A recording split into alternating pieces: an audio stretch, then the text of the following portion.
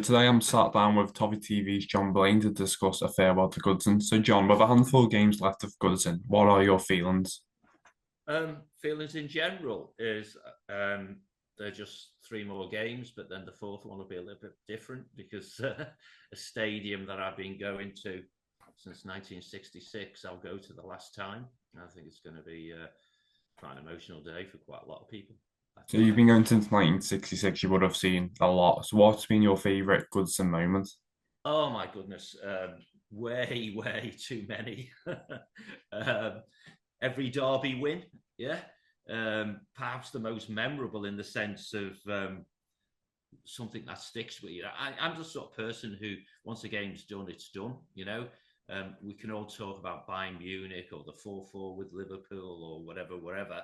But the ones that are most graphic to me, the memories that are most graphic, are that very first time I went with my dad to a live football game. And that was the 17th of September 1966, which it only really resonated with me many years later. That was his 33rd birthday, and he basically took his son to his first football game on his own birthday. So maybe that was a present to himself. Maybe, I don't know. I never got a And chance to ask him. So how important would you say the move is for Everton to grow as a club to compete with like the top of teams like financially with um, like a much improved revenue? How important is it for Everton? it's vitally important, Jack, to be honest, because Goodison as a stadium has obviously got a relatively modest capacity in this day and age. Um, you know, I think that first game I went to probably had approaching 60,000, and we're still in the same structure now, but the capacity is below 40,000 because of all the safety improvements and making access available for people and all those sorts of things. And the new stadium brings 15 plus thousand extra seats. But of course, the club are also, because it's a brand new stadium, because there's no restricted views, because they've put lots more hospitality in, and so on and so on and so forth, then the income that it's going to derive is tens of millions of pounds higher than it could ever achieve out of Goodison Park. So it's vital, because what you want is all that extra money ultimately to end up on the pitch as a better team. And how fitting is it that David Moyes is the last ever manager at Goodison, and can he keep up the current form to help give Goodison the best send off? Um, I don't think it's particularly makes a huge difference who the manager is or who the players are per se. But I'll then contradict myself. I mean, David Moyes, the so-called better times for Everton, he was the manager. He gets the football club. We've seen the almost instantaneous impact that he's had, and it's individuals like him and say like Seamus Coleman, who's been around for a long time. It'll just add a little bit of icing to that cake when we go into the new stadium, that those guys who've put so much of their lives into the football club are actually going to still be there when we move to this magnificent new stadium on the banks of the Royal Blue Mersey. And what would your legacy be for Goodison? My legacy, what do you mean? So what? As in, what do you want? What you want them to do with it, so to speak? Yeah, and also just like what? So if you look back, like I don't know, 10 years down the line, like what would your just be like your memories of Goodison? If someone said, "What do you think of Goodison?" What would be your like 3 words to sum it up? That's a really hard question, particularly to ask a scouser to only use 3 words, when clearly thousands are available. I think if I answer it in two ways, one is the legacy of the building itself. I think the intentions are that the Goodison Legacy Project is going to be something that becomes even more of a community asset, and it can be used for lots of different uses and stuff like that, not just football. Rumours that it may be used for the ladies team or for the age groups and those sorts of things. So within 10 years time, the old Archie Leach stands are still there, which would be fundamentally the Goodison, the Bullens Road and the Gladys Street. And there's all those community assets that are promised, be it a school or a medical centre and those sorts of things. Then I'd be able to look at it and go, I'm proud of that. It's not quite three, but that's as close as I can get. And obviously, we've only got 5 more games remaining. How are you going to treasure the closing games? Because it's been somewhere you've been going to for many decades now. So how are you going to just like take it all in, just treasure it?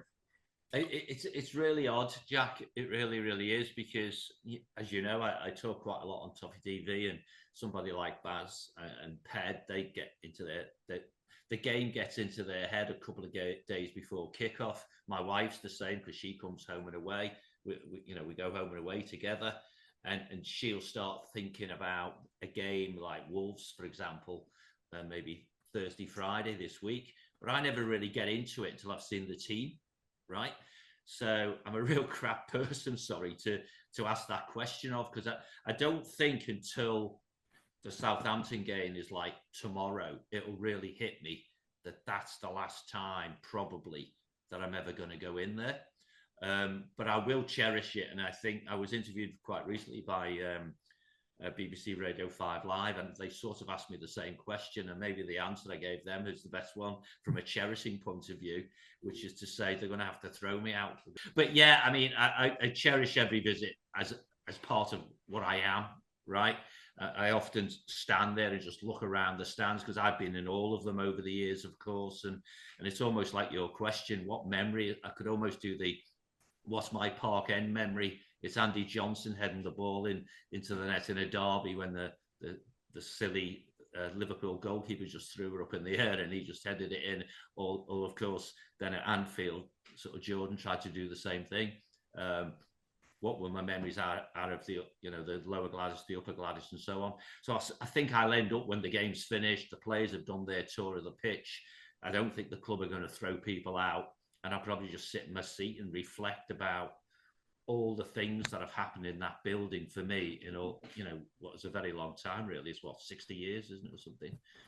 Well, since David Moyes has came back, like going myself, I'm an Everton fan, going to Goodison, it's just been a lot more optimistic. It's been much like far more enjoyable compared to the last like 6 months under Dyche.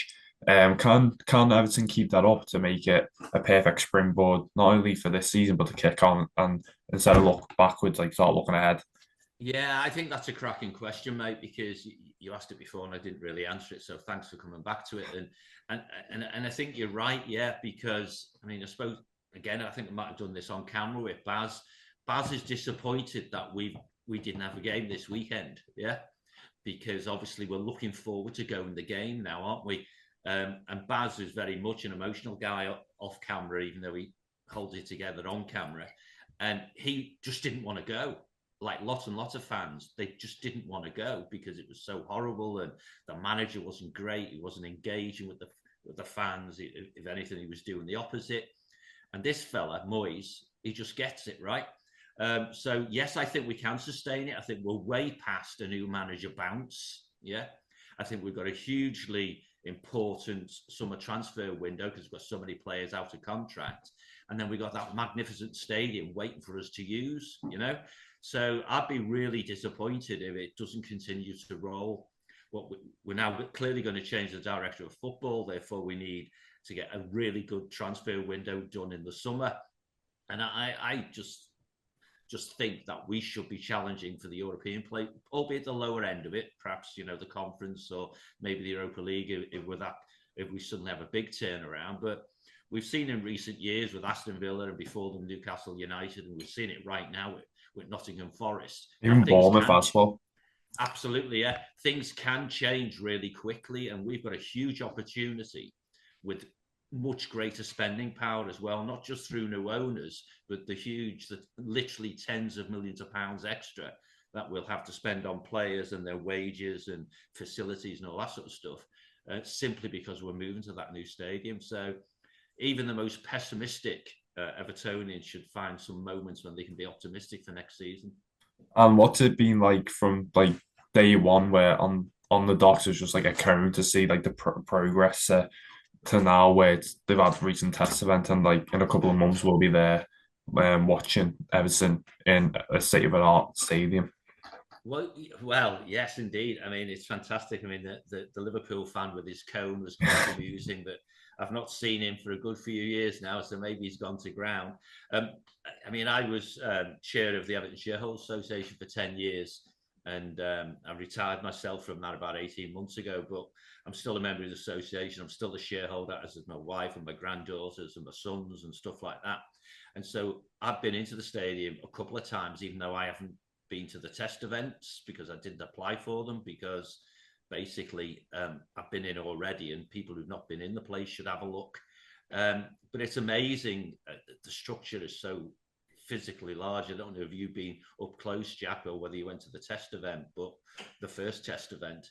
But I don't think you can be prepared for how amazing it is when you get in there.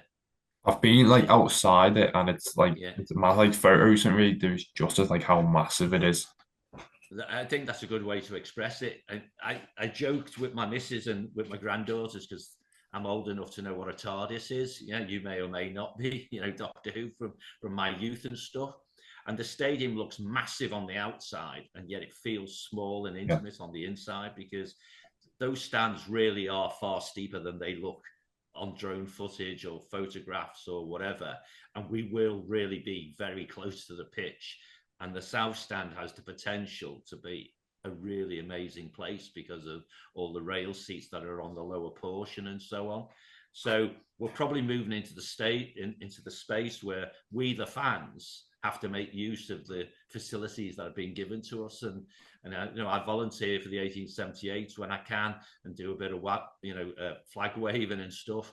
But those guys, and Katie and Baz and all the people, Dave Witch, all those people who are involved in that are going to have a great canvas almost to paint all those images that we've seen in recent times. So hopefully we take all the good bits of Goodison with us, which is fundamentally fans and atmosphere and all those sorts of things, and leave behind memories, good memories that is, but the bad things like obstructed views and it being too small and concourse areas that are too small and the food that's not great and so on and so forth.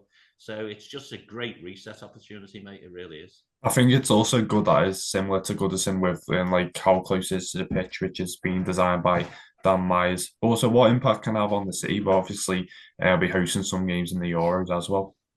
Yeah, I think that the impact on the city is immense. I mean, the social value of building that stadium right at the far end of the, Liverpool Waters developments, it bookends it, and that space will get filled in.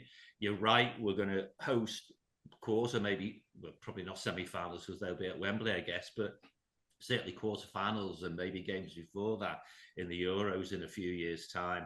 I've just seen this morning that the Rugby League Ashes, which have taken place late in November, December this year, that the Everton Stadium's likely to be one of those for that. And of course, they'll do all the concert type stuff as well. So it's going to bring a huge influx of people for different sports, even though it's designed, as you rightly said, by Dan Meese to be specifically a football stadium, and nothing but a football stadium. But football, rugby league is football as well in its own way. So we'll bring different people from different countries and different sports into the city, and it can only be good.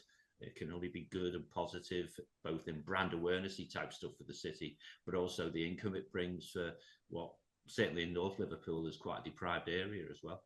And it's something that the club have been like trying to do for years. Obviously, the Kingstock, the plans to Kirby, so it's about time. But the club can finally grow and like compete with like the teams because for far too many years, you see teams like Brentford, like Fulham, Bournemouth, like leapfroggers, and it's like hopefully this can be the new era where we can get back to at least competing for European places and hopefully kick on.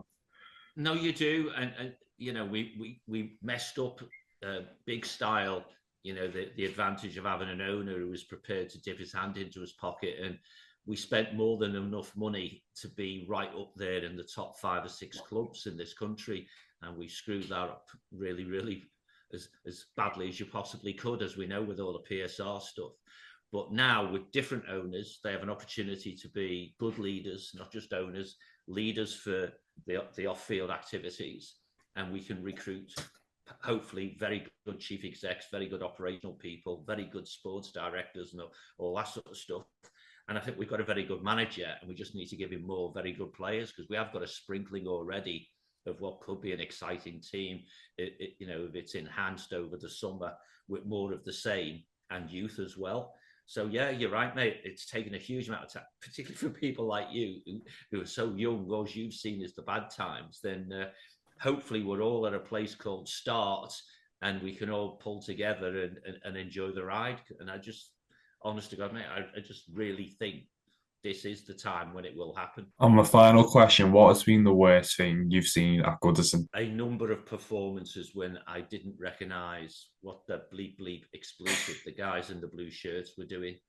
I mean, you can just go back through them, and they're depressing, and probably just mark them off and don't talk about them. Yeah, I mean, we've had occasions, mate, when a Bolton have turned up and they've looked like Brazil, right? Simply because we haven't turned up.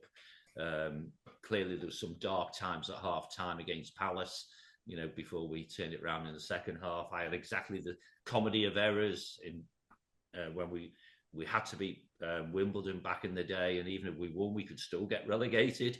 And we were 2-0 down after half an hour, and it was literally a comedy of errors. So there's so many bad memories, but they are memories. But there's a huge amount, and they outnumber them, of the good ones as well. And most of the good ones are associated being with your mates and enjoying success. So let's have more of those going down the track. And thank you for your time, John. I really appreciate it.